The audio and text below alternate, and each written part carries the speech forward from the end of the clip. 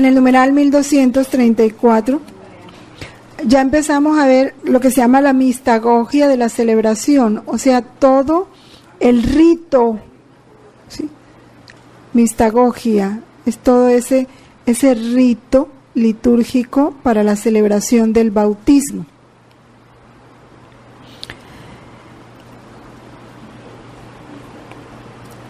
Este sentido y la gracia, como lo dice ese numeral, lo vamos entendiendo y comprendiendo mejor en la medida en que nos detenemos en el significado y en lo que realiza en el bautizado cada gesto del sacramento, ¿no? que se da en el sacramento.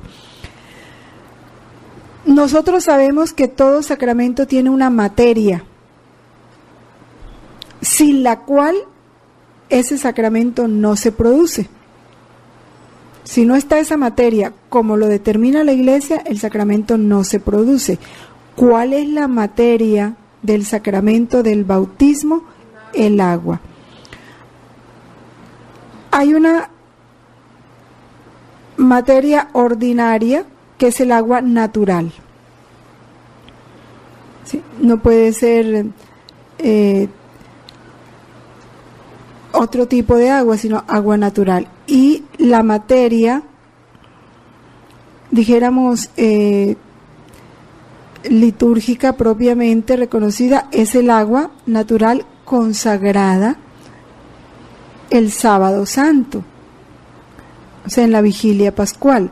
Es la que se utiliza, porque la ordinaria se utiliza en los casos de emergencia, cuando tengas que bautizar. Pero realmente la materia propia es el agua consagrada el sábado santo en la vigilia pascual para el bautismo, que es la que todas las iglesias utilizan. ¿Cómo se inicia el rito del bautismo? La señal de la cruz. Es lo primero que se hace al comienzo de la celebración. Se hace la señal de la cruz sobre la frente del bautizando. Significa la gracia de la redención que Cristo nos adquirió por su cruz. Es la impronta de Cristo, su sello, que de hecho se produce en el bautizado. La insignia y señal del cristiano es la Santa Cruz. Por eso hay que amarla. Amamos la bandera de Colombia como insignia de la patria, amamos la bandera mariana, amamos y la insignia o señal del cristiano, que es lo más importante. El cristiano no lo ama, pero no lo ama porque no conoce su significado, ¿sí? Es la redención. Significa y realiza en cada bautizado esa redención dada por Cristo. A la señal de la cruz sigue el anuncio de la palabra de Dios.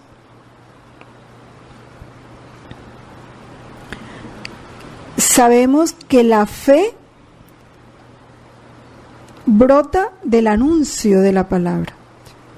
La palabra suscita la fe, despierta la fe en el corazón de quien la escucha, porque la palabra es semilla.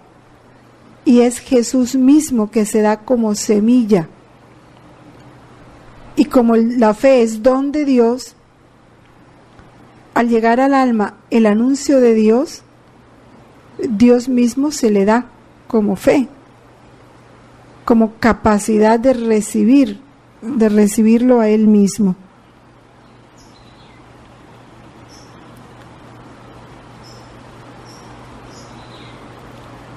El bautismo también significa, lo veíamos ya antes, la liberación del pecado.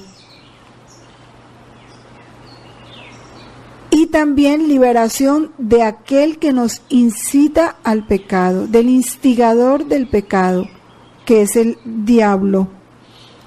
Por eso se da el exorcismo. Uno o varios exorcismos sobre el candidato. renunciáis, ¿sí?, a Satanás, renunciáis al mundo y a sus pompas. Tómense esa tarea de meditar a qué renuncié. El día del bautismo, ¿a qué renuncié? En la persona de mis padres y de mis padrinos. Pero meditado, o sea, ¿qué renunciar al mundo y a sus pompas, a sus vanidades? ¿Qué significa eso? ¿Qué significa renunciar a Satanás? ¿Qué significa renunciar al pecado? Y luego, en la práctica, ¿yo ya he renunciado a eso? ¿O todavía sigo esclavo de eso? Es lo que... porque eso ayuda mucho, porque se renueva el día de... En la noche de la vigilia pascual la renovamos en varias oportunidades, como intelectualmente, pero en la práctica, ¿sí he renunciado realmente? O sea, ese exorcismo, sí, yo le abro campo en mi vida para ir recibiendo sus efectos, o todavía sigo esclavo. El ungido, el bautizado, es ungido con el óleo de los catecúmenos, o se le impone las manos y el candidato renuncia explícitamente a Satanás. Hecho el exorcismo, ya puede confesar la fe de la iglesia. O sea, ya está preparado. Después del exorcismo, entonces ya se produce realmente el rito esencial del bautismo, que es la inmersión o la infusión o ablución con el agua. En nuestro caso, infusión o ablución. Ya sabemos lo que significa la muerte al pecado y la entrada en la vida. Qué tan hermoso como lo expresa el catecismo aquí. Se muere al pecado y se entra en la vida de la Santísima Trinidad. Es que ese es el llamado desde antes de la creación del mundo. Dios nos eligió en Cristo para vivir escondidos con Cristo en Dios. O sea, vivir en el seno de la Trinidad, que para eso estamos llamados.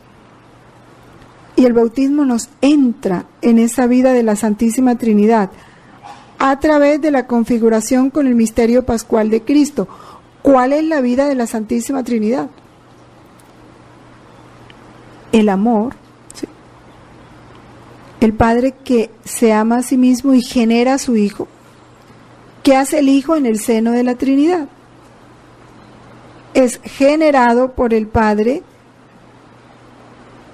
y en esa generación, que es recibir todo lo que el Padre es, se lo devuelve al Padre.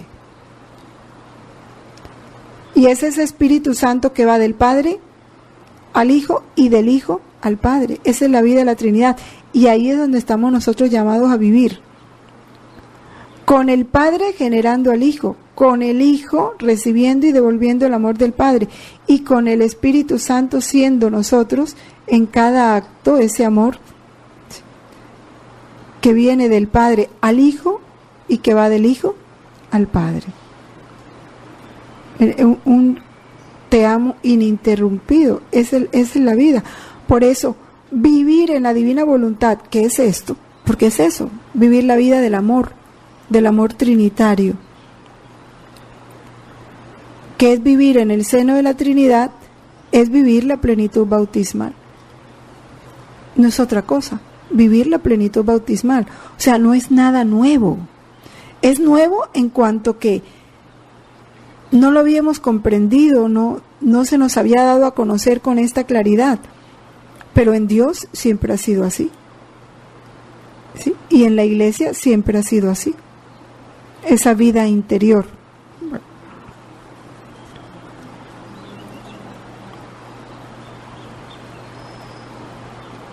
Entonces habla de las dos formas del bautismo, la inmersión, que es triple, o también derramando 3 veces agua sobre la cabeza del candidato. Esa es la forma que la iglesia da derramando 3 veces agua sobre la cabeza del candidato y pronunciando al mismo tiempo la fórmula: yo te bautizo en el nombre del Padre y del Hijo y del Espíritu Santo, que tiene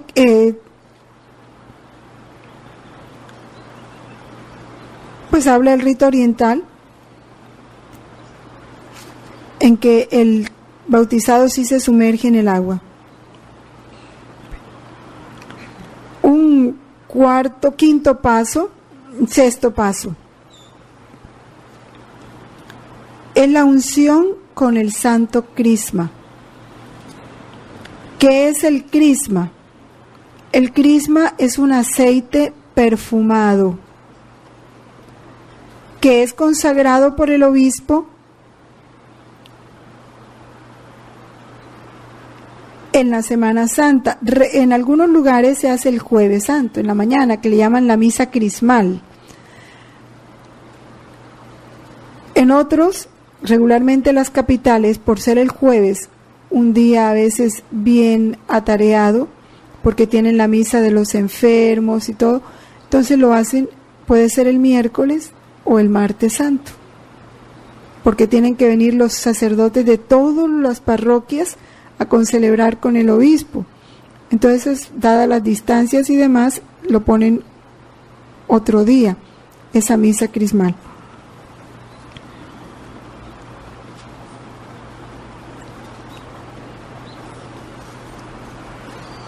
¿Qué significa el crisma? No olvidemos que producen lo que significan, ¿no? El don del Espíritu Santo al nuevo bautizado. Cuando el bautizado es ungido, está recibiendo ese don del Espíritu Santo.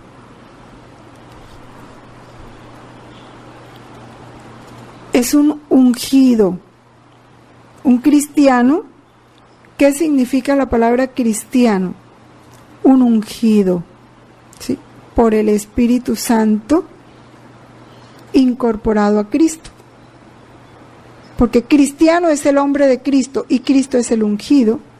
El cristiano es aquel que participa de esa unción del Espíritu Santo y por lo tanto empieza a participar del sacerdocio, de la realeza y de Cristo como profeta. A través de esa unción, Cristo le participa su carácter de sacerdote, de rey, de profeta.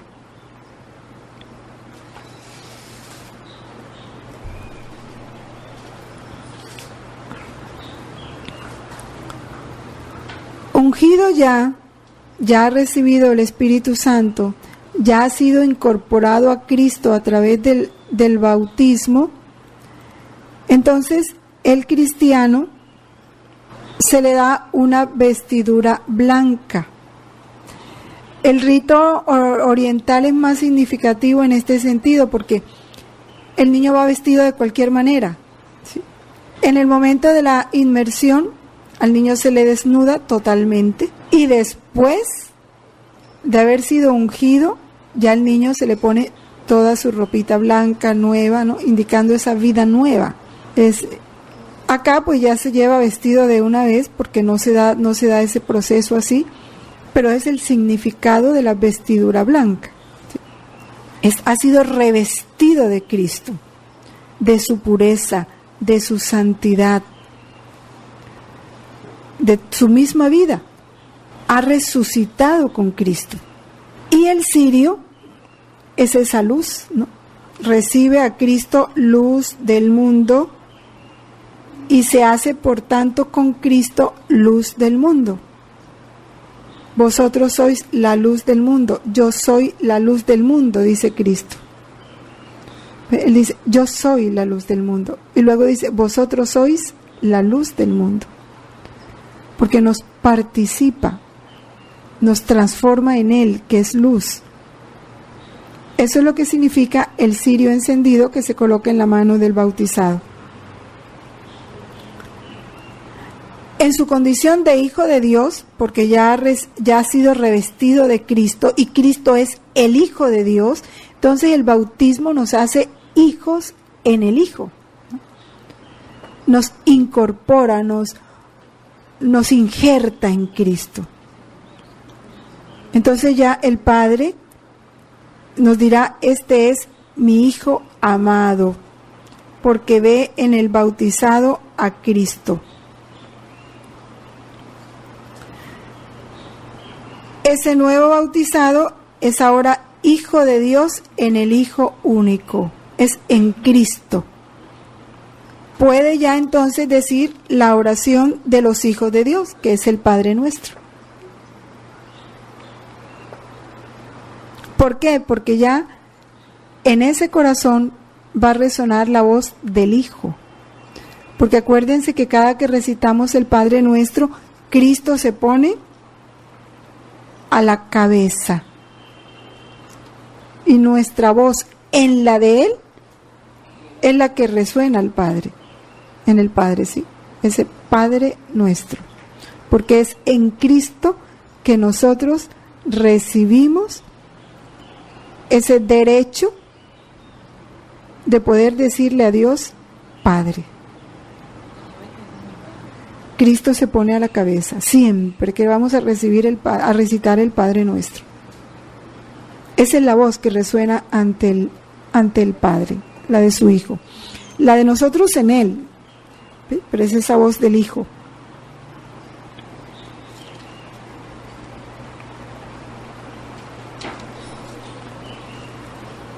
También en el rito oriental, estos sacramentos de iniciación cristiana se dan juntos.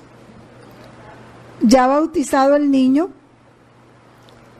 terminada toda esta ceremonia y rezado el Padre Nuestro, después que los padrinos y los padres han hecho la promesa de fe, la iglesia está preparada y todos los niños de la parroquia son invitados de manera especial ese día y le hacen una corte al bautizado. Entonces, del bautisterio que está separado del templo, pues en la parte lateral del templo, entra en desfile procesional con sus padres y sus padrinos el bautizado. Entonces es una fiesta, hacen todo, cantos y todo de una fiesta, entra el niño, participa con sus padres de la Eucaristía y en el momento de la comunión se le da al bautizado, se le da la comunión. Como son bebecitos, le dan unas gotitas de vino, pues de sangre de Cristo, ¿no? La comunión, pero bajo las especies de vino. Entonces reciben los tres sacramentos: el bautismo, la confirmación y la Eucaristía. Aquí pues ya se ha determinado esperar un tiempo para recibir la confirmación y la Eucaristía, separado del bautismo, a no ser que se haga el bautismo de adultos. Entonces sí recibe todos los sacramentos juntos. Por eso en el numeral 1244 habla de esa primera comunión eucarística.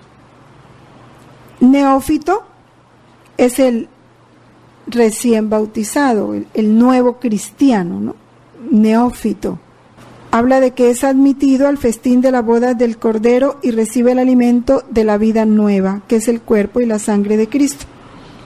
Habla de las iglesias orientales, porque ellos aplican ese dejad que los niños vengan a mí. La bendición solemne, cuando se hace separada de la Eucaristía, pues se termina con una bendición. Como regularmente el bautismo es dentro de la Eucaristía, esa bendición solemne pues se da después de la comunión.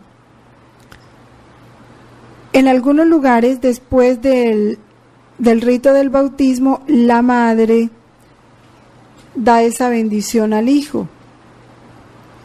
Pero hay que ver qué significa.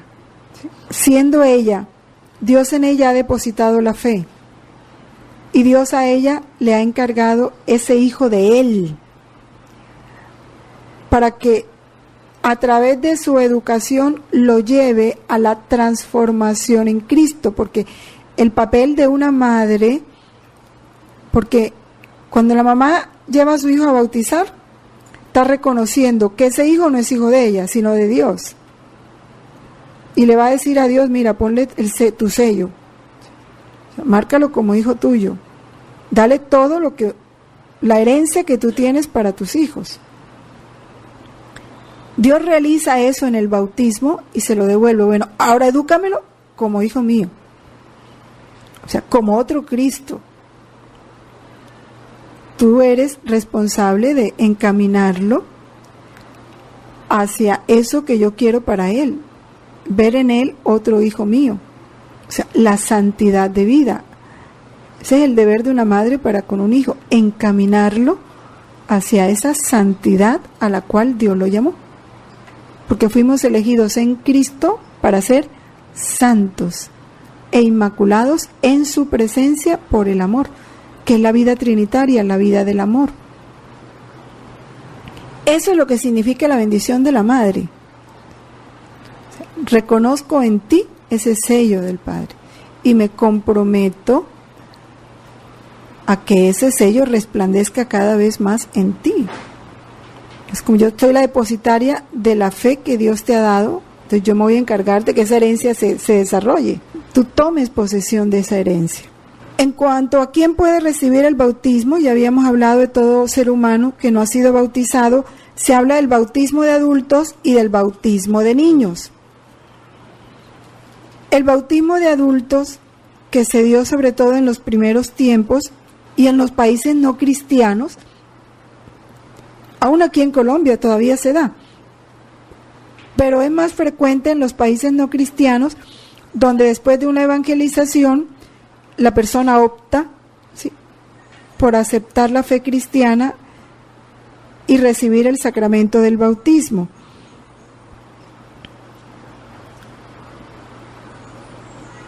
Por eso el catecumenado es una formación y noviciado prolongado de la vida cristiana, en que los discípulos se unen con Cristo su Maestro. ¿Qué es lo principal de un catecumenado? Primero, anunciarles el misterio de la salvación, iniciarlos y ejercitarlos en la práctica de las costumbres evangélicas, el perdón, todo lo que es vivencia del Evangelio, y en los ritos sagrados. Introducirlos en la vida de la fe.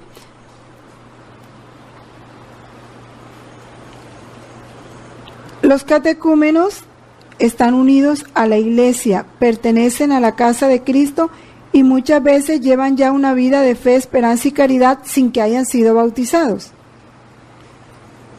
Porque el catecúmeno es el que aún no ha sido bautizado, se está preparando para el bautismo. Y basta que haya decidido prepararse para el bautismo para que ya la Iglesia lo considere como hijo suyo, pues ya tiene el bautismo de deseo, ¿no? Por eso si un catecúmeno muere antes de recibir el bautismo, ya el hecho de haber deseado y haberse dispuesto a recibir el bautismo, ya le da el bautismo de deseo, que tiene para él los mismos efectos que un bautismo de hecho, ¿no? Un bautismo ya como sacramento. Ahora, en cuanto al bautismo de niños,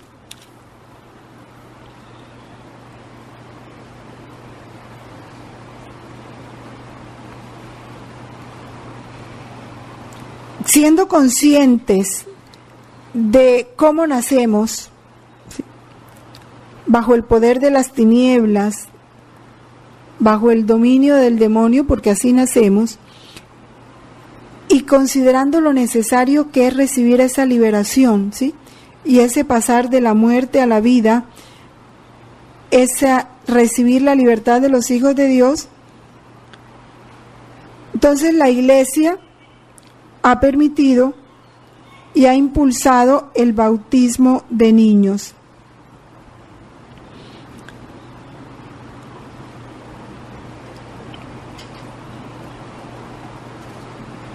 Si cuando hay esa resistencia al bautismo de niño, es pensar de cuánto han privado al niño, sí, de ser hijo de Dios, si no le administran el bautismo poco después de su nacimiento. Y miren el numeral 1251. Los padres cristianos deben reconocer que esta práctica corresponde también a su misión de alimentar la vida que Dios les ha confiado. Es una misión, es un deber que desde que tú te bautizas, te casas por la Iglesia Católica, recibes el sacramento del matrimonio, ya te estás comprometiendo a ese deber de educar a los hijos que Dios te dé en esa fe católica. Y en los compromisos del matrimonio está, te comprometes a tener los hijos que Dios te dé y a educarlos en la fe católica, lo dicen los compromisos del matrimonio.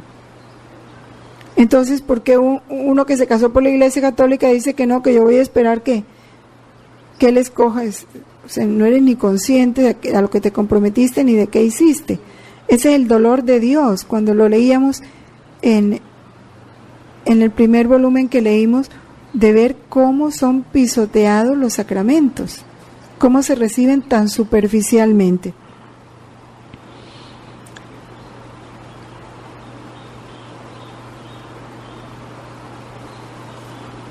La práctica de bautizar a los niños viene desde el siglo II.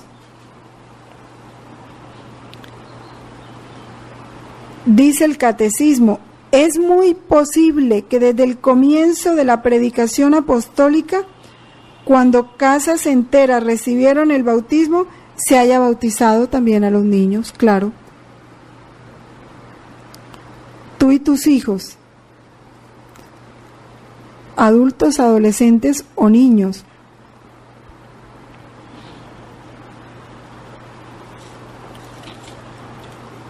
En este bautismo de niños, los numerales que siguen dicen cosas muy importantes. El numeral 1253, que dice, siendo el bautismo sacramento de la fe, esa fe tiene necesidad de la comunidad de creyentes. Primero, ese hogar tiene que ser una iglesia doméstica. Es la primera comunidad con la que el niño entra en contacto. Y esa fe que el niño recibe necesita su comunidad más cercana, papá, mamá, hermanos, una comunidad creyente.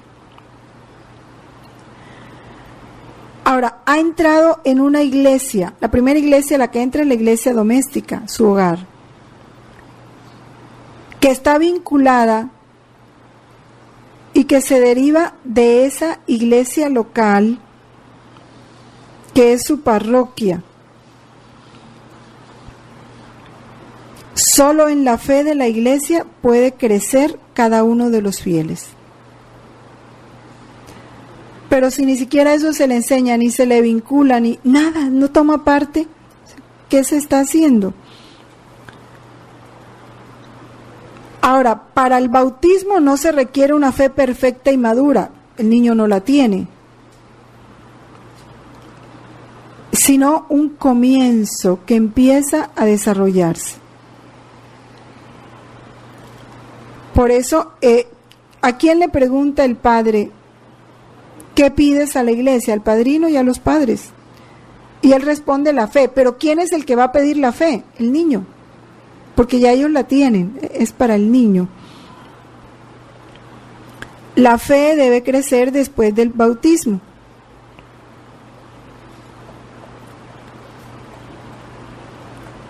Bueno, ya todo esto lo hemos hablado, como el bautismo es el comienzo de esa vida nueva, la fuente de esa vida nueva en Cristo. El numeral 1255.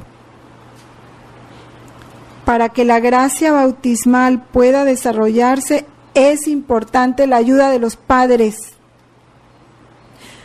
Hay países de los que conozca está por ejemplo Ecuador, donde hay una educación laica. O sea, en los colegios no se enseña religión, pero los padres ahí tienen el deber sagrado de educar en la fe a sus hijos. Es que a ellos les toca. Se la enseñen en el colegio o no se la enseñen, le toca a los papás. Ellos no pueden culpar al colegio. Son los responsables de la fe. Ese es también el papel del padrino o de la madrina, que deben ser creyentes sólidos. Eso es bien importante, creyentes sólidos, no de apariencia. ¿Por qué Jesús hablaba en ese capítulo que leímos del dolor que le da, aún entre los más cercanos a Él, que por interés? ¿Cuántas veces se escogen los padrinos por interés? ¿Sí? Y se hace esperar al niño, se le priva de esa vida divina por interés. Porque hay que esperar el padrino que venga de Europa y viene dentro de 3 años. ¿Sí? Entonces el muchachito perdiéndose de lo principal por una cosa tan... Un padrino que no es sólido en la fe, solo porque es tu amigo, es la pura ignorancia y la falta de conocimiento de lo que es en realidad el sacramento del bautismo.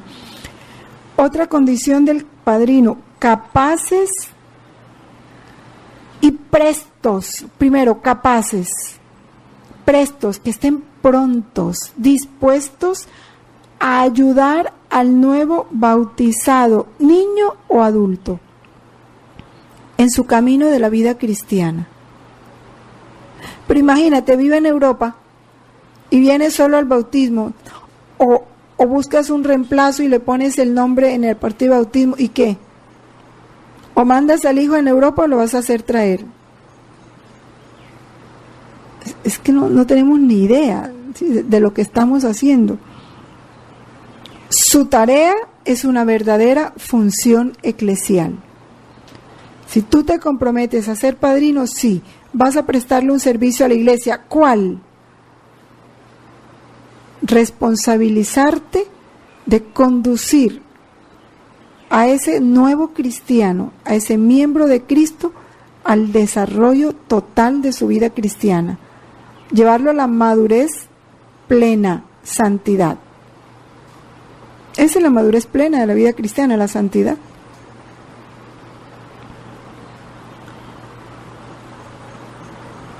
Toda la comunidad eclesial participa de la responsabilidad de desarrollar y guardar la gracia recibida en el bautismo, toda.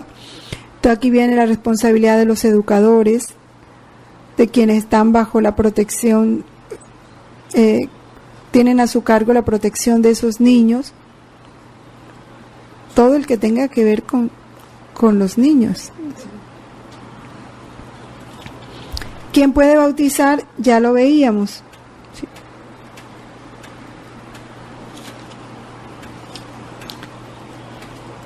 Ahora, la necesidad del bautismo, y aquí vamos a ampliar con el bautismo de niños.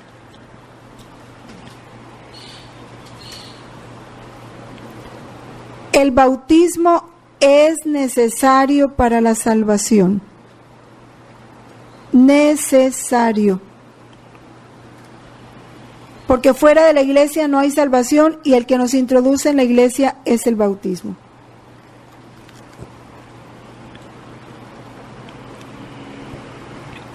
Ahora, ¿para quiénes? Lo dice el mismo numeral 1257.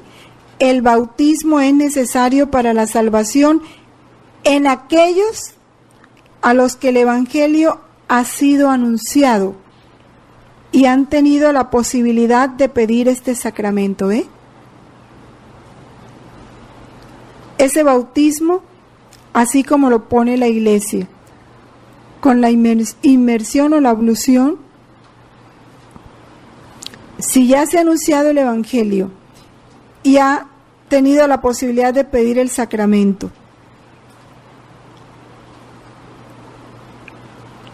La Iglesia no conoce otro medio para asegurar esa entrada.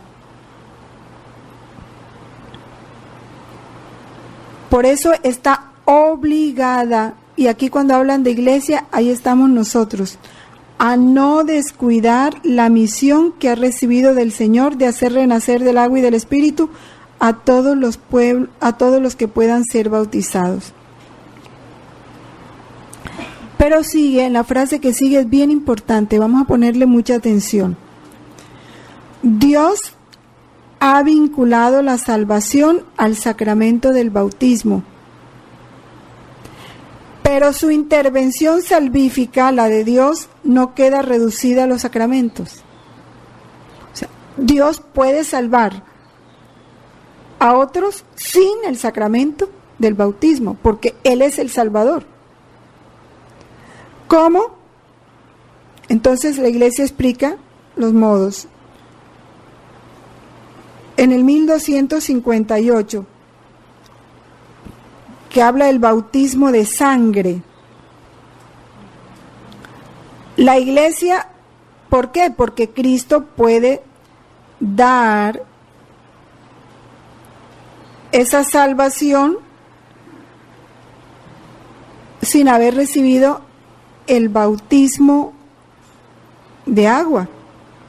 La Iglesia posee la firme convicción de que quienes padecen la muerte por razón de la fe, sin haber recibido el bautismo, son bautizados por su muerte con Cristo y por Cristo. Ese es el bautismo de sangre.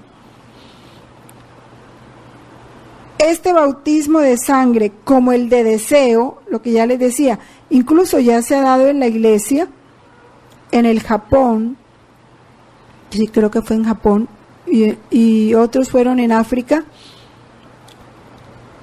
murieron por causa de estarse preparando para el bautismo unos catecúmenos. Recibieron el bautismo de sangre, no alcanzaron a este bautismo ritual, ¿sí?, con el agua, recibieron el bautismo de sangre.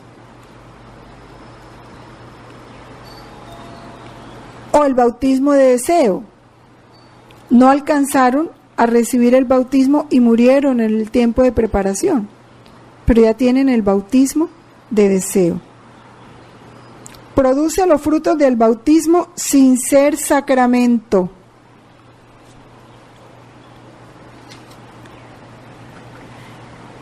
El volumen 11, en el capítulo 8,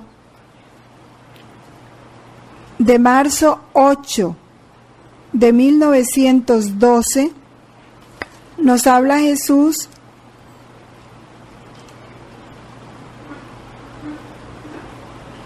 de un bautismo que es el del alma víctima. Vamos a leer aquí. Dice: dile, hija mía, dile que le hago una gracia grande aceptándolo como víctima, porque el hacerse víctima no es otra cosa que un segundo bautismo. ¿Qué es una víctima? El que se dispone, ¿sí?, a sacrificarse en favor de. La víctima es la que es sacrificada. Es sacrificada en favor de otros. Más bien, más que el bautismo, porque se trata de resurgir en mi misma vida, y debiendo la víctima vivir conmigo y de mí, me es necesario lavarla de toda mancha, dándole un nuevo bautismo y reafirmarla en la gracia para poder admitirla a vivir conmigo. Y en ese mismo volumen 11, en el capítulo 9, que es el de marzo 13, vuelve y nos repite lo mismo, marzo 13 del mismo año. Hija mía, el bautismo del nacimiento es de agua, por eso tiene virtud de purificar, pero no de quitar las tendencias y las pasiones. Sabemos que quedamos con la concupiscencia. El bautismo de víctima, esto se une con lo que veíamos, ¿no? La cruz y las mortificaciones forman un nuevo bautismo.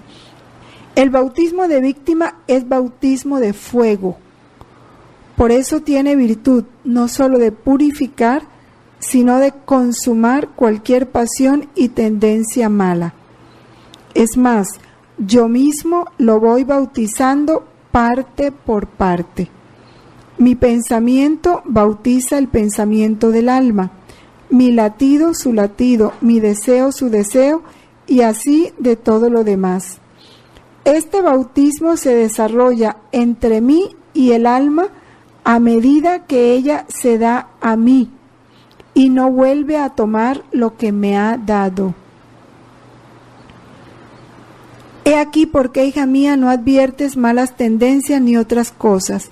Esto te sucede por el estado de víctima. Por eso los catecúmenos que mueren antes de su bautismo, el deseo explícito de recibir el bautismo unido al arrepentimiento de sus pecados y a la caridad, les asegura la salvación. En el numeral 1260 hay una verdad que el Padre ha repetido mucho y que poco a poco el mundo tiene que ir cambiando cuando habla de las vocaciones. Dice, la vocación última, o sea, la principal del hombre es realmente una sola, la vocación divina, o sea, la llamada divina. Vocación es llamada, ¿no? ¿Y para qué fuimos llamados? ¿Para qué fuimos elegidos? Para ser santos e inmaculados en la presencia de Dios por el amor. A eso fuimos llamados.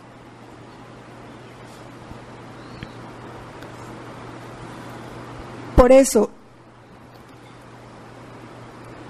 debemos mantener que el Espíritu Santo ofrece a todos la posibilidad de que de un modo conocido solo por Dios se asocien a este misterio pascual. ¿Cuál es el misterio pascual? Vida, muerte y resurrección. Ese es el misterio pascual. Muerte y resurrección. Muerte y resurrección. Todo hombre que ignorando el Evangelio de Cristo y su Iglesia busca la verdad y hace la voluntad de Dios según Él la conoce, puede ser salvado. Y entonces los que no son bautizados, y entonces aquí está la respuesta. ¿Sí? Según la verdad que conoce, según la voluntad de Dios que Él conoce, se adhiere a ella con un corazón sincero y puro, puede ser salvado. Se pueden suponer que esas personas habrían deseado el bautismo si lo hubieran conocido, ¿no? Porque tienen un corazón dispuesto a la verdad y esa disposición la vivieron conforme a la verdad que conocieron. Y eso se ve en muchos países. En cuanto a los niños que mueren sin bautismo, de eso la doctrina, el cardenal Ratzinger con todos los encargados de la doctrina de la fe están haciendo ahorita todo un estudio y una meditación y un discernimiento sobre los niños que mueren sin bautizar. Hasta ahora, ¿qué es lo que la Iglesia dice? Solo puede confiarlos a la misericordia divina. Si tú y yo, que somos egoístas, limitados, que nuestro amor es imperfecto, que nuestra bondad es imperfecta, ¿condenaríamos a un niño que muere sin bautizar? ¿A un niño? No, ¿verdad? Ahora Dios que está menos. Eso es lo que la Iglesia hace, los confía a la misericordia divina.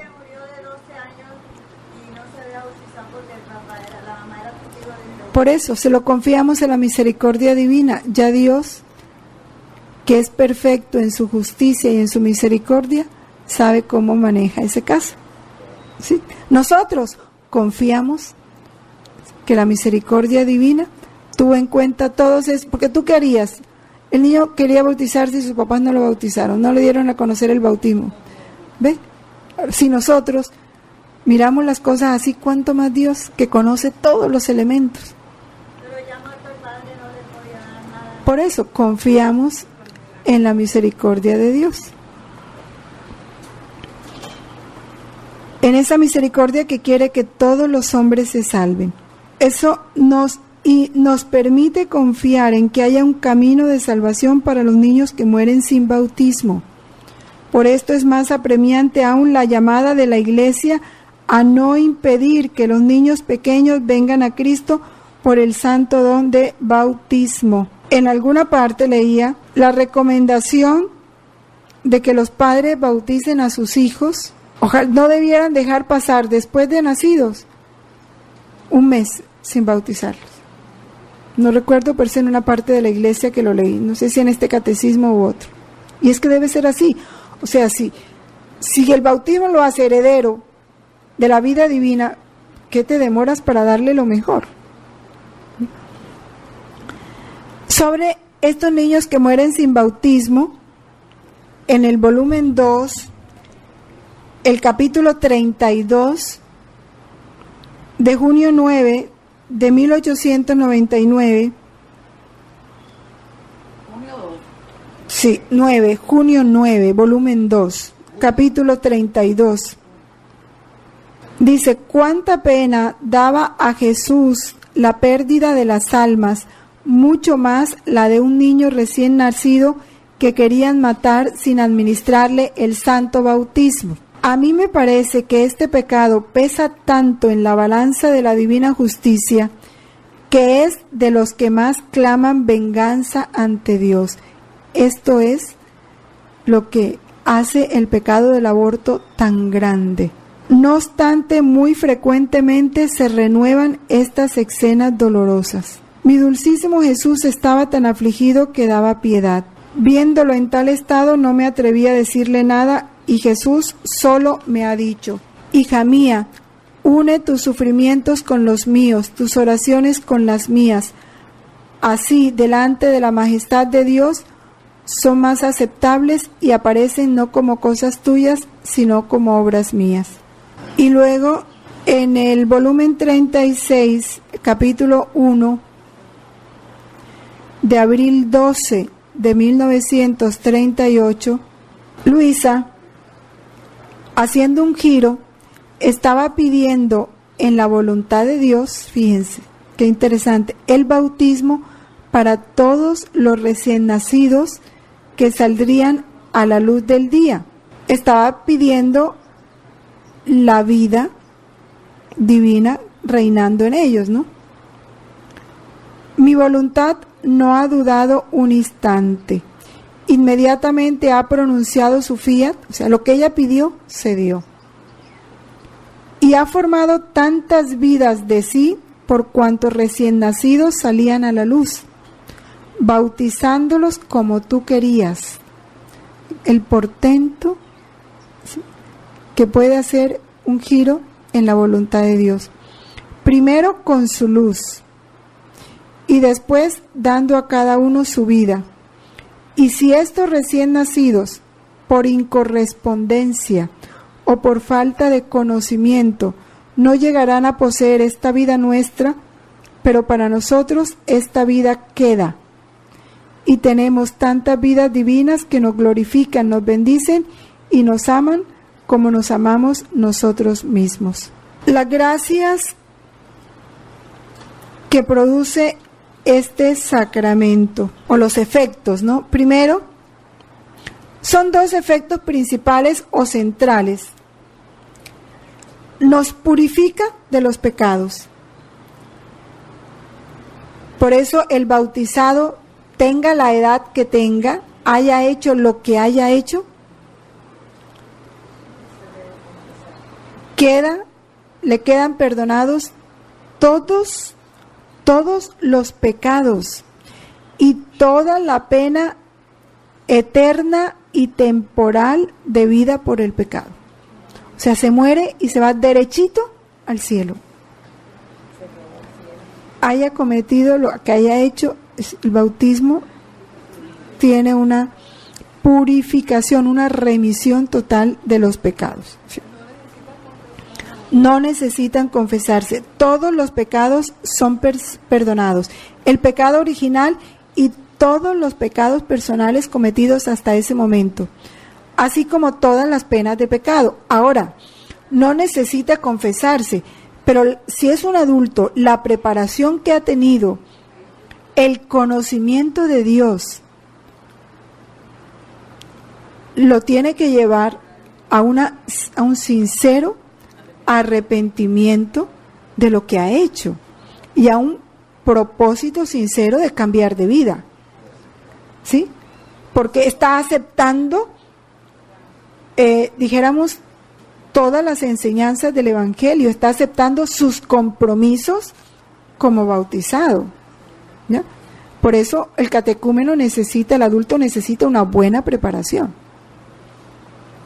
¿verdad? Para que no profane ese sacramento. Y como un arrepentimiento también de todo lo que hizo. Por eso, es que lo que decíamos en el numeral anterior, necesita haberse arrepentido sinceramente de sus pecados y tener una disposición sincera de cambiar de vida. Por eso se le perdonan todas las penas del pecado, no solo los pecados, sino las penas eternas y temporales merecidas por el pecado. ¿Ya? Ahora, como todo bautizado, quedamos con la concupiscencia y con algunas consecuencias del pecado, como son los sufrimientos, la enfermedad, la muerte, las fragilidades inherentes a la vida, como la debilidad de carácter, etc. Y la inclinación al pecado. Esto se ha olvidado. A la gente se le ha olvidado que la concupiscencia inclina al niño al mal. Y por eso tanto libertinaje, porque les parece que no, es que son niños. No, hay la inclinación al pecado, y esa es la parte que tiene que ver el adulto. El niño no prevé, pero el adulto sí tiene que prever y no ponerlo en las ocasiones de pecado. ¿Ve? Y eso se ha descuidado mucho, entonces ha habido un libertinaje, y por ese descuido de los padres y esa falta de conciencia de que en cada naturaleza está la concupiscencia, es que hoy ha habido tanta degeneración en los niños y en los jóvenes, porque los padres no han tenido el cuidado que como tal les corresponde para ir enderezando lo que ven torcido, para ir previendo.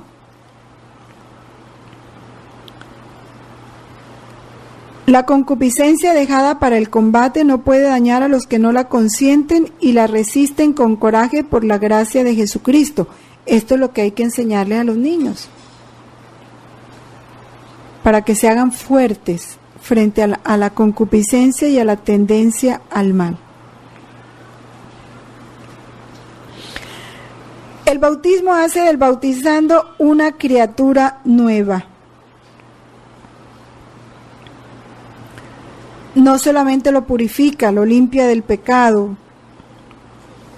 sino hace una nueva creación. ¿Y qué es una nueva creación? Eso es otra expresión que hay que meditar. ¿Qué sucedió en la creación? ¿Qué sucedió cuando Dios crea al hombre? Le sopla y le da su espíritu, su misma vida. Dios se mete a vivir en el hombre, eso sucedió. Hizo del hombre su morada. Eso que sucedió en la creación vuelve a suceder en el bautismo, una nueva creación. Por eso hace del bautizado un Cristo. Cristo es el nuevo Adán. Un hijo adoptivo de Dios, partícipe de la naturaleza divina. Imagínense, naturaleza divina. Todo lo que Dios es por naturaleza, Dios quiere que lo seamos por gracia. Por eso nos participa su naturaleza divina. Quiere darnos todo lo que Él es y nos lo da en germen. Al bautizado se le da en germen. si hay cuidado y esa vida divina se desarrolla para que sea otro Cristo, con esa naturaleza divina, se hace miembro de Cristo. Entonces, a partir de ese momento, ¿qué va a correr por ese bautizado que es miembro de Cristo? La vida de Cristo, ¿sí? Porque es miembro del cuerpo de Cristo. Cristo es la cabeza. Coheredero con Cristo, coheredero. La misma herencia de Cristo, Dios quiere dársela a ese hijo adoptivo. Templo del Espíritu Santo. Templo del Espíritu Santo, que son gracias como para empezar a meditar en cada una de ellas. Lo que significa ser coheredero con Cristo, lo que significa ser templo del Espíritu Santo. ¿Qué es un templo? Y cuando se dice templo del Espíritu Santo, se dice templo de la Santísima Trinidad.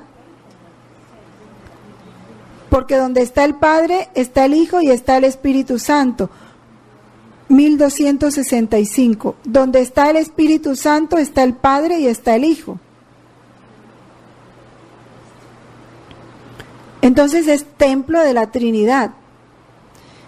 ¿Y para qué se crea un templo? ¿Para qué se consagra un templo? Porque el cristiano es un consagrado. ¿Para qué se consagró ese templo?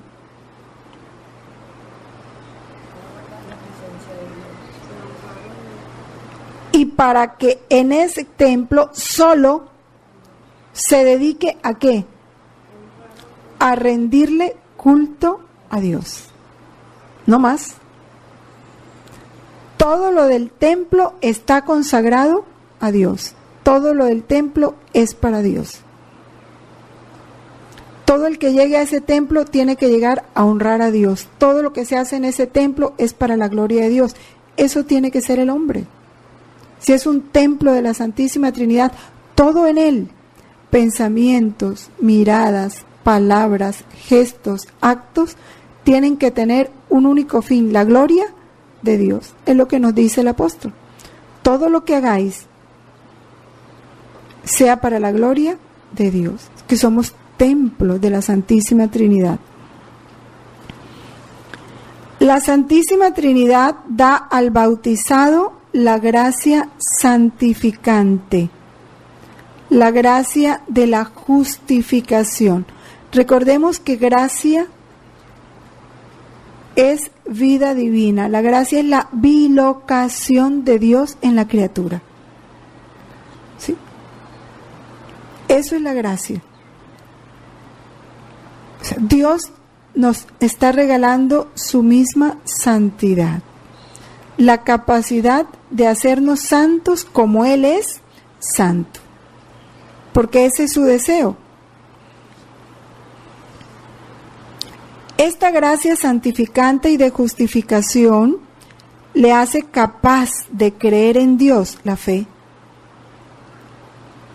de esperar en Dios, la esperanza, y de amarlo. Porque si Dios no nos da la capacidad de amarlo, ¿y cuándo nos da la capacidad de amarlo? Derramó el Espíritu Santo en nuestros corazones. Porque el que ama a Dios en nosotros es el Espíritu Santo, que es el amor que procede del Padre y del Hijo. Del Padre al Hijo y del Hijo al Padre. Nosotros en el bautismo somos hechos hijos en el Hijo. Entonces, el mismo amor que procede del Padre al Hijo es el mismo amor que viene del Padre a nosotros, que somos hechos hijos en el Hijo. Y ese amor que llega a nosotros es el que va de nosotros al Padre, que es la caridad. ¿Sí? Esa capacidad de recibir su amor y de devolvérselo. Si Dios no nos da esas virtudes teologales, no tenemos ni capacidad de creer, ni capacidad de esperar, ni capacidad de amar. ¿Cuánto se pierde quien no se bautiza? ¿Qué más nos concede esa gracia? Poder vivir y obrar bajo la moción del Espíritu Santo mediante los dones del Espíritu, porque al derramar el Espíritu Santo en nuestros corazones, con él vienen todos sus dones. Y haciéndose nuestro ser, nuestra alma, morada del Espíritu Santo, el Espíritu Santo va a realizar allí toda su actividad. ¿Qué es? ¿Qué hace el Espíritu Santo? Santifica. ¿Qué hace el Espíritu Santo? Diviniza. ¿Qué hace el Espíritu Santo? Transforma, ama, todo lo que el Espíritu Santo hace. Le permite, al tener los dones del Espíritu Santo, pues va a crecer en las virtudes morales. Y todo el organismo de esa vida sobrenatural del cristiano empieza a desarrollarse a partir de esa raíz, de esa semilla que ha sido sembrada, que es el bautismo. ¿Qué más hace el bautismo? Nos incorpora a la iglesia y cuerpo de Cristo. Esto no son palabras bonitas. ¿Qué es incorporar? Entrar en el cuerpo, ¿sí? Cuando se te incorpora algo es porque se ha metido en tu cuerpo. El cuerpo de Cristo es la iglesia. Antes de bautizarse, se está fuera de la iglesia, no se pertenece al cuerpo. El bautismo te mete en Cristo y ocupas ahí un lugar. Ya eres parte de Cristo, porque Cristo es la cabeza y Cristo es el cuerpo. Nosotros somos miembros de ese cuerpo, porque la iglesia toda es Cristo. Entramos a formar parte de ese cuerpo de Cristo. Por eso es, también meditar en este misterio es hermoso. Somos miembros los unos de los otros. O sea, estamos vinculados. No puede decir el dedo del pie que no forma parte o que no está vinculado con la mano, o que no está vinculado con la nariz, ¿sí? Porque la nariz va a percibir todo lo que emana de su cuerpo, sea de los pies, sea de las manos, sea de las orejas. O sea, hay un vínculo en cada uno de los miembros. Eso sucede con la iglesia. Todos somos miembros los unos de los otros. Por eso todos tenemos que sentirnos hermanos y dolernos lo que le sucede al otro como si me sucediera a mí. Esto es lo que nos da el don de la caridad. Y hacia allá tenemos que caminar, por lo menos desearlo.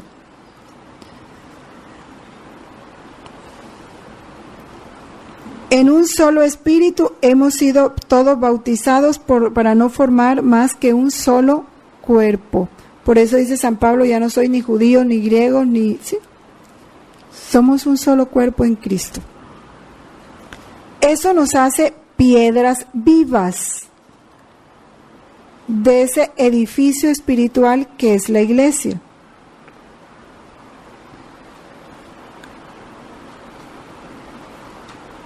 Ya ese bautismo nos hizo profetas, sacerdotes y reyes con Cristo.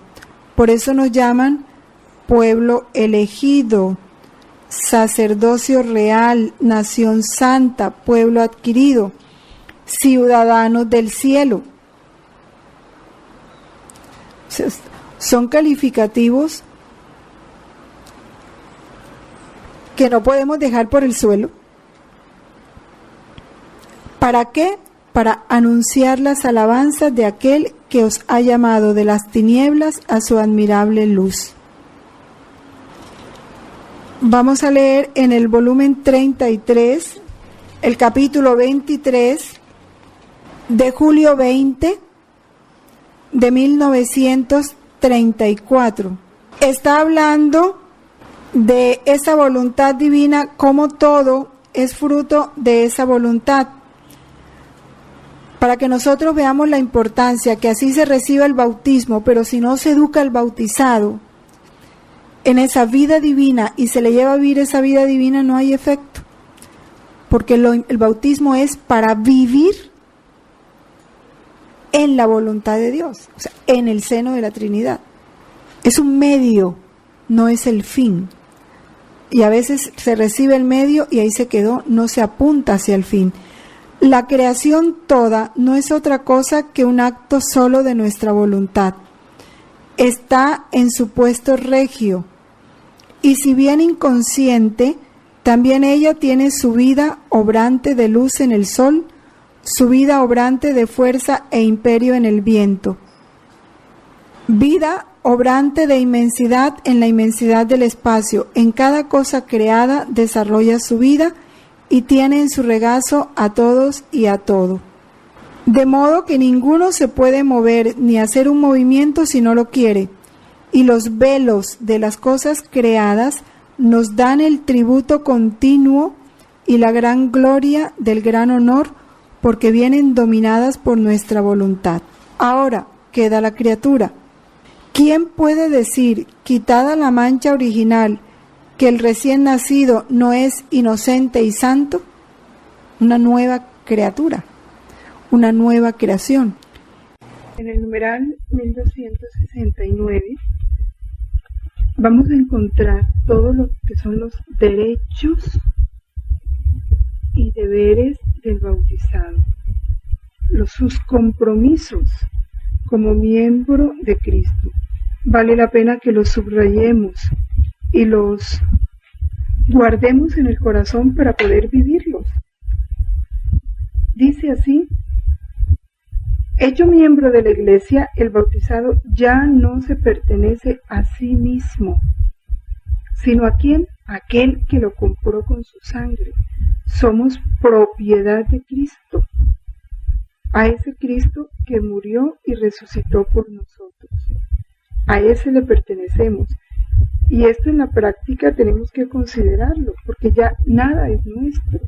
Si todo yo le pertenezco a Cristo, mi tiempo, mi trabajo, mis proyectos, mis afectos, mis pensamientos, mis actos, todo es de Cristo. Es Él el que tiene que disponer de todo eso. La vida de Cristo es la que tiene que correr en nosotros, no la nuestra. Y en razón de que es Cristo el que tiene que vivir en nosotros y nuestra vida escondida en Cristo, de ahí se deduce que todo lo que Cristo vivió lo tenemos que vivir nosotros. Por eso, si Él se hizo obediente hasta la muerte y muerte de cruz, nosotros estamos llamados a someternos a los demás. Todo bautizado tiene un deber sagrado de obediencia con todos, un deber de servicio en comunión con la Iglesia. No he venido para ser servido, sino para servir y dar mi vida en rescate de muchos, dice Jesús. Por tanto, el de vosotros, el que quiera ser el mayor, pórtese como el menor y el servidor de todos. Una obediencia y una docilidad a los pastores, y con dolor consideramos cómo esto se olvida, cómo los católicos abierta y públicamente desafían a la Iglesia, protestan contra las órdenes, los mandatos, los criterios, los principios de la Iglesia, los contradicen y los desobedecen abiertamente.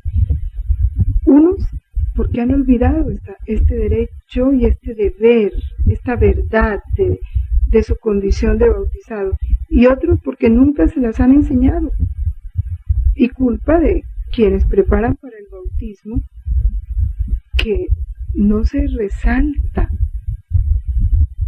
estos deberes del bautizado, no se les hace tomar conciencia.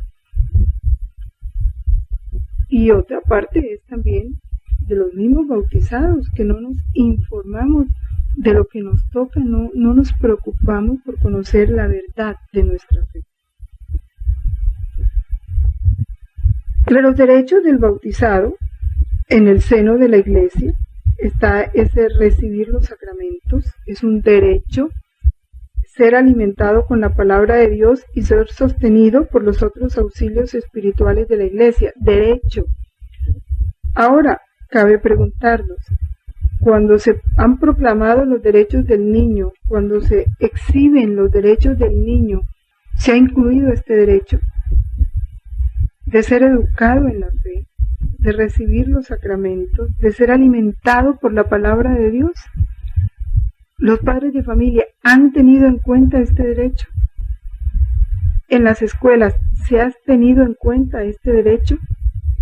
No, estamos seguros que no, porque no importan, las cosas de Dios no importan, como si el hombre hubiera nacido para la tierra. Se ha olvidado que el hombre es ciudadano del cielo. Los bautizados, de igual manera, están obligados a confesar delante de los hombres la fe que recibieron de Dios, como la confesó Cristo, su condición de Hijo de Dios, a precio de sangre, muriendo en la cruz. No dejó de confesar la verdad. Eso tiene que hacer todo bautizado. Esa fe recibida de Dios hay que confesarla, y si eso requiere un precio, hay que pagarlo. El precio de la vida, el precio de la sangre, el precio de la persecución, cualquiera que sea. Participar en la actividad apostólica y misionera del pueblo de Dios. En el volumen 30, el capítulo 32, de mayo 30 de 1932, nos dice así, hablando de la diferencia entre los sacramentos y la divina voluntad, que tenemos que tener en cuenta que los sacramentos son medios. El fin es la gloria de Dios, el reino de la voluntad de Dios en la tierra. Los sacramentos son los efectos de mi voluntad. En cambio, mi voluntad es vida, y como vida, con su potencia creadora, forma y da vida a los sacramentos. Los sacramentos no tienen virtud de dar vida a mi voluntad, porque ella es eterna, no tiene principio ni fin. En cambio, mi voluntad adorable ocupa siempre el primer puesto en todas las cosas, y poseyendo la virtud creadora, en su naturaleza crea las cosas y su misma vida donde quiere, cuando y como quiere. Se puede decir que la diferencia es como una imagen entre el sol y los efectos que produce el sol. Los efectos, como son el dar calor, el hacer germinar, el dar color, dar sabor, no dan vida al sol, sino que reciben la vida del sol y deben estar a su disposición, porque la vida de los efectos viene producida por el sol. Además, los sacramentos se reciben a tiempo, lugar y circunstancias. El bautismo se da una sola vez y no más.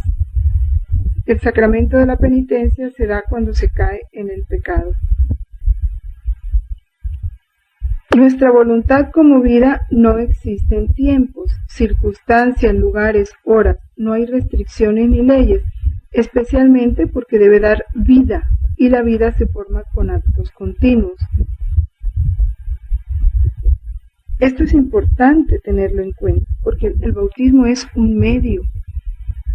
Si al bautizado no se le enseña a vivir en la voluntad de Dios, a conocer la voluntad de Dios, a amarla, a dejarla reinar en su vida, el medio no surte efecto, no sirve para nada. Como si tú compraras, tu fin es realizar un viaje, llegar a determinada ciudad. Vas para Roma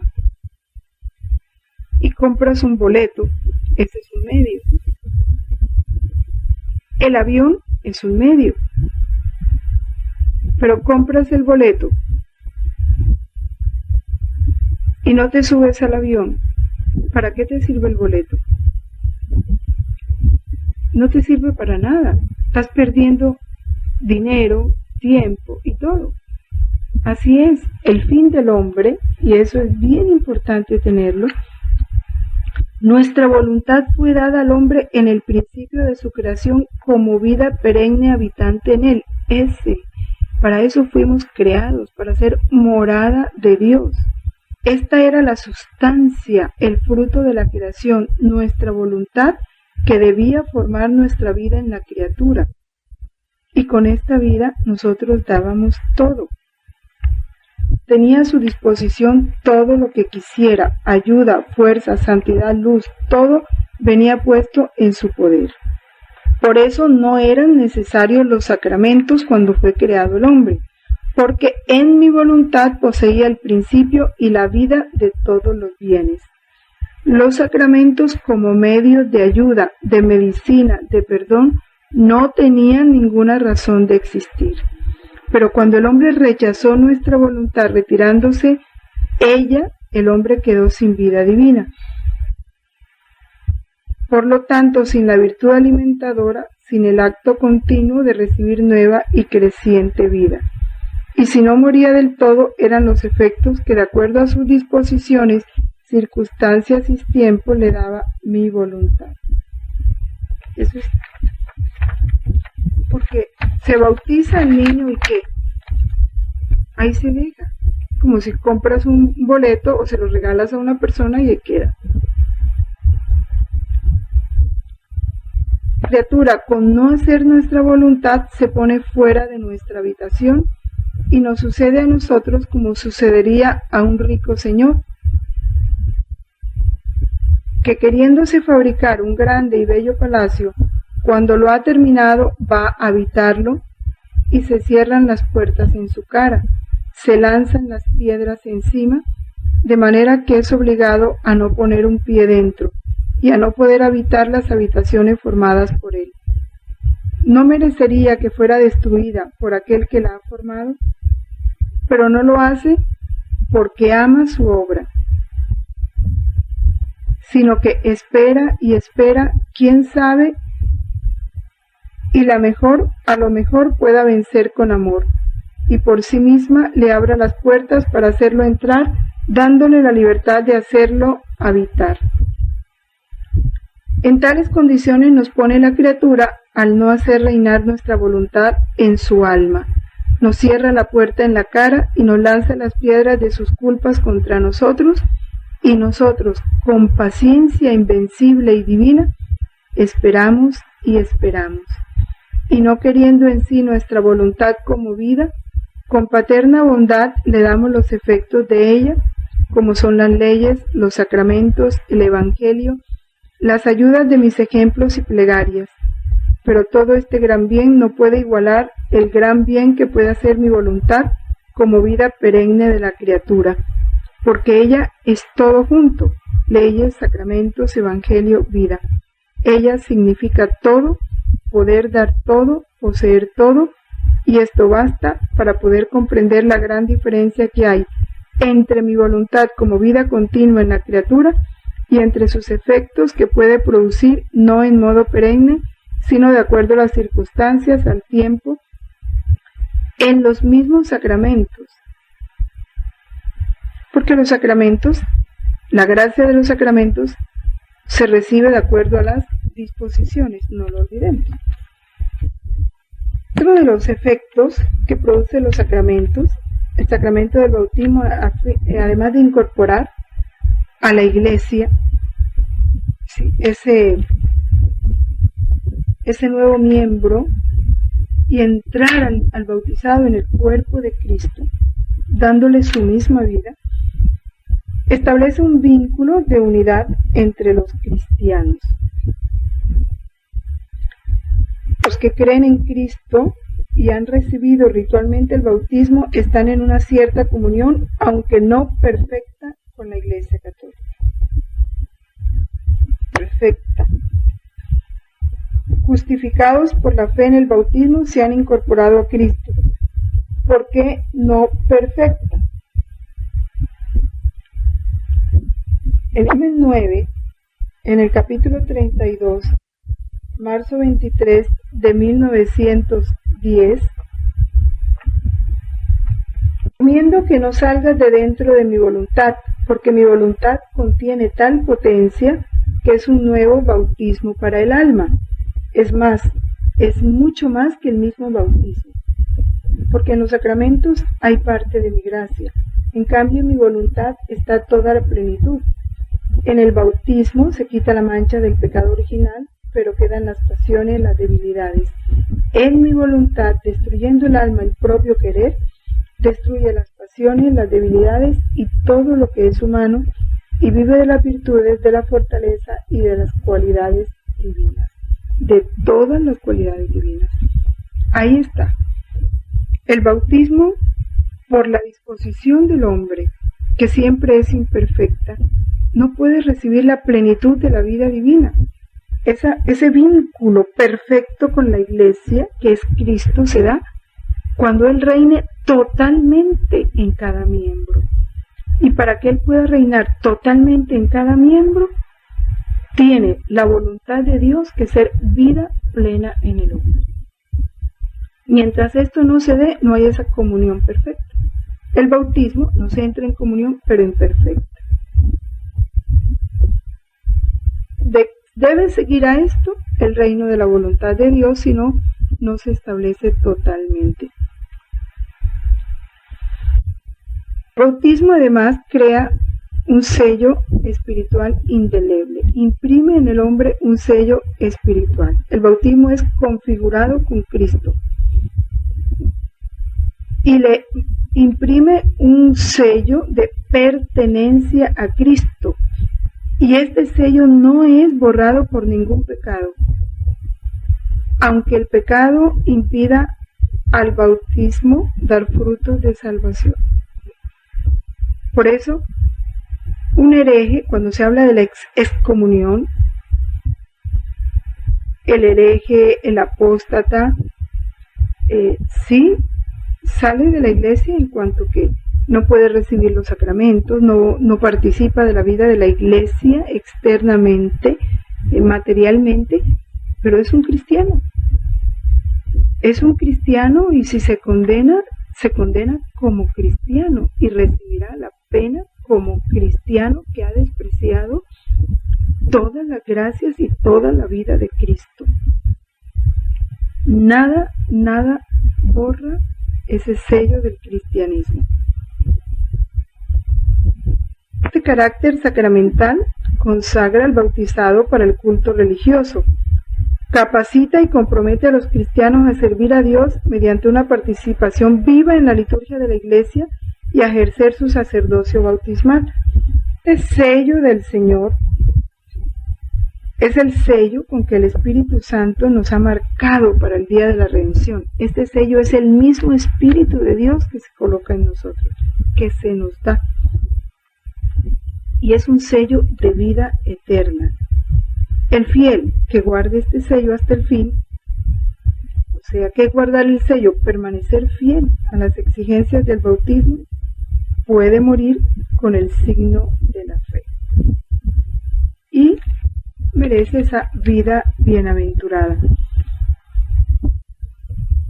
Es importante tener en cuenta todo esto, porque ¿cuántos errores se cometen por falta de conocimiento? Por ejemplo, al escoger los padrinos. ¿Cómo se escoge un judío, un musulmán, una persona de otra religión, alguien que no ha sido bautizado? Se escoge como padrino. No puede participar en el culto religioso cristiano ninguno que no haya sido bautizado. No está configurado con Cristo. ¿Qué apoyo moral, qué autoridad tiene para ser padrino? Puede ser persona muy íntima, familiarmente vinculada al bautizado o a los padres, pero no está capacitado para ser cristiano, y mucho menos para ser padrino, para participar en el culto litúrgico. Por eso el bautismo es la puerta de todos los sacramentos. si no se ha bautizado, no puede recibir ningún sacramento. Este es el dolor de Dios que ya contemplamos al comienzo de este catecismo. El dolor del Espíritu Santo de ver cómo la ignorancia culpable, porque es más ignorancia culpable, de el desconocimiento de esta grandeza del bautismo, lo que lleva al hombre a hacer sangrar el corazón de Dios. ¿Cuántos? La demora de los niños en el bautismo, que ya hablábamos, ¿verdad? Es triste, porque es fruto de la ignorancia. Se le deja de dar el alimento, la vida divina, como ya decíamos. Cuando ya se la quieren dar, ya están muertos, porque no han recibido el alimento, ya su vida espiritual en el bautismo, la que recibió, porque eso pasa, ¿no? Lo bautizas, pero no le das una formación católica, no le das el conocimiento de la verdad. Entonces esa semilla muere, como el recién nacido. Si tú no le das alimento, si no le das la leche materna, si no le das lo que necesita para crecer, se va a morir. Para que él lo escoja cuando esté grande, es igual el niño. Si tú le dices que vas a dejar que él escoja cómo se va a alimentar cuando esté grande, pues cuando ya llega el tiempo de escoger ya está muerto. Igual pasa con la vida divina. Deja a los niños sin ese alimento y mueren. Y muchas veces esa vida muere acabada de nacer, porque se le entra al niño en un ambiente de ateísmo, de indiferencia religiosa, de frialdad, de desconocimiento total de Dios impresionante. El volumen 18, en su capítulo 11, noviembre 5 del 25, ya todos conocemos esto, habla precisamente de los gemidos del Espíritu Santo en los sacramentos. Y nos invita Jesús a hacer esos giros y esas reparaciones. Hija mía, con tu vuelo en mi voluntad, ponte en todos los sacramentos instituidos por mí. Desciende, en el fondo de ellos para darme tu pequeña correspondencia de amor. Cuántas lágrimas mías secretas encontrarás en ellos, cuántos suspiros amargos, cuántos gemidos ahogados del Espíritu Santo. Su gemido es continuo por las tantas desilusiones de nuestro amor. Si veo bautizar al recién nacido, lloro de dolor, porque mientras con el bautismo le restituyo la inocencia, reencuentro de nuevo a mi hijo, le restituyo los derechos perdidos sobre la creación, le sonrío de amor y complacencia, le pongo en fuga al enemigo a fin de que no tenga más derechos sobre él, lo confío a los ángeles, todo el cielo le hace fiesta, pero rápidamente mi sonrisa se me cambia en dolor, la fiesta en luto. Veo que aquel bautizado será un enemigo mío, un nuevo Adán, y quizá también un alma perdida. Oh, cómo gime mi amor en cada bautismo, especialmente si se agrega que el ministro que bautiza no lo hace con el respeto, dignidad y decoro que conviene a un sacramento que contiene la nueva regeneración. Ay, muchas veces se está más atento a una bagatela, a una escena cualquiera, que a administrar un sacramento. Así que mi amor se siente herir por el bautizante y por el bautizado, y gime con gemidos inenarrables. Entonces, ¿no quisieras tú darme por cada bautismo una correspondencia de amor, un gemido amoroso para hacer compañía a mis dolientes gemidos?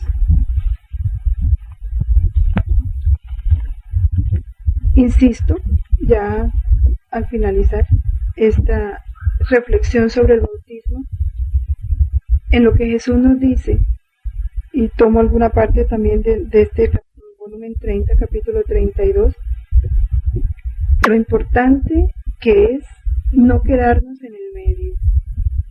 No, lo bautizamos y estoy contenta, no. Ahora te toca llevarlo, ese bautismo, hasta sus últimas consecuencias, a tomar el fruto completo de ese bautismo. Comprender el bautismo como medio, no como fin. Dice aquí, viendo nuestra paterna bondad, que el hombre iba siempre precipitándose más para darle un sostén, una ayuda, le dio la ley como norma de su vida, porque en la creación no le dio leyes, ni ninguna otra cosa, sino mi voluntad divina, la cual con dar vida continua le daba en naturaleza nuestra ley divina, de modo que debería sentirla en sí mismo como vida propia. Donde reina mi voluntad no hay leyes ni mandatos. Las leyes son para los siervos, para los rebeldes, no para los hijos. Entre nosotros y aquellos que viven en nuestro querer, todo se resuelve en amor. ¡Qué importante! Es que para el bautizado, cuando ya vive la plenitud de su bautismo, ya no cumple leyes, ya ama. Ya los mandamientos no son consecuencia de una ley que tiene que cumplir, sino de un amor que tiene que vivir. Y así es como lo debe asumir. ¿Qué es lo que le agrada a Jesús para amarlo, para complacerlo? Así es como hay que enseñar los mandamientos. Pero como con toda la ley el hombre no se rehizo, y nuestro ideal en la creación había sido el hombre, y solo por él todo fue hecho. Por eso Jesús vino a la tierra, quise venir a la tierra en medio de ellos para darles apoyos más válidos, medicinas más saludables, medios más seguros, ayudas más potentes. Instituí los santos sacramentos, y estos obran a tiempos y circunstancias según las disposiciones de las criaturas. Pero si con todo este gran bien el alma no ha centrado a la divina voluntad en ella como vida, tendrá siempre sus miserias, una vida mediocre, sentirá a lo vivo sus pasiones, la santidad, la misma salvación estarán siempre peligrando, porque sólo mi voluntad, que se da como vida continua, forma el dulce encanto a las pasiones, a las miserias, y forma los actos opuestos de santidad, de fortaleza, de luz, de amor, en los males de las criaturas. De manera que el querer humano, sintiendo el dulce encanto, siente correr en sus males lo bello, lo bueno, lo santo, del acto continuo de vida de mi voluntad, que bajo su suave y dulce imperio le da mi voluntad y se deja hacer lo que ella quiere. Porque un acto continuo que da vida perenne no puede jamás ser alcanzado por otros actos, ayudas y medios, por cuán fuertes y santos sean. Por eso no hay mayor mal que la criatura pueda hacerse, ni ofensa más grande que pueda hacer a nuestra paterna bondad, que el no hacer reinar a nuestra voluntad en ella. Ahí está. Eso es bien importante, tenerlo en cuenta y vivirlo.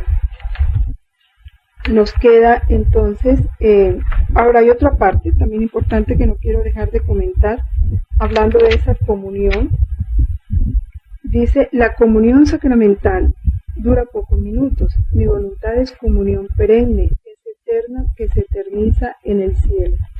La comunión sacramental está sujeta a obstáculos, enfermedades, necesidades, tiempo, mientras que la comunión de mi voluntad no está sujeta a ningún estorbo. Solo con que el alma lo quiera, todo está hecho. Ninguno puede impedir un bien tan grande que forma la felicidad de la tierra y del cielo. Ni los demonios, ni las criaturas, ni mi misma omnipotencia. El alma es libre, nadie tiene derecho sobre ella en este punto de mi voluntad. Por eso yo la insinúo, quiero tanto que la tomen mis criaturas, es la cosa que más me importa, que más me interesa. Todas las otras cosas no me interesan, fíjense, ni aun las cosas más santas. Y cuando obtengo que el alma viva de mi voluntad, me siento triunfante, porque encierra el mayor bien que puede haber entre el cielo y la tierra. No puede vivirse esa comunión perenne con la Iglesia si no dejamos que la voluntad de Dios reine en nosotros.